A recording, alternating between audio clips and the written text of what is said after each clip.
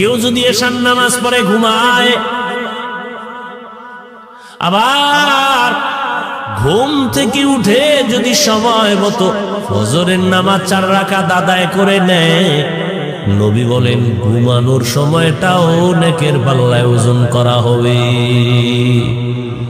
মকুন সুসুতি নামাজে পাঞ্জগানা ফাওয়াইলুল মুসাল্লিনাল্লাযিনা মুমিনারা ইনামাজে ইমদাদ দা ইস্তাঈনু আয়াতে কুরআবখা আয়াতে কদ আফলাহারা ইয়াদিকুন গৌরকুন্দর মানিয়াজদিল সাদিকুন।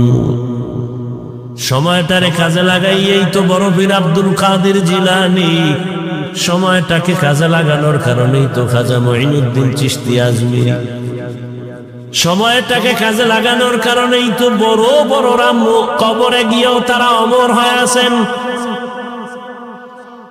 চট্টগ্রামের জমিনে ঘুমন্ত ওলিয়ে কামেল শাহ আমানত রাহমাতুল্লাহ আলাইহি, গরিব মানুষ, কে চিনতো তার নাম ঠিকানা? তিনি ছিলেন এক ডিসি সাহেবের পিয়ন। কে কে? শাহ আমানত। আজকে ডিসির কোনো খবর নাই, আর শাহ আমানতের নাম শুনিয়া বিধর্মীরাও শ্রদ্ধা করে, স্মরণ করে। কারণ কি? সময়টারে কাজে লাগাইছেন তো আল্লাহ তাকে কাজে লাগাইয়া দিছেন, মানুষের অন্তরে ঢুকে দিছেন, আর মানুষ কলিজা দিয়া মোহাব্বত করে।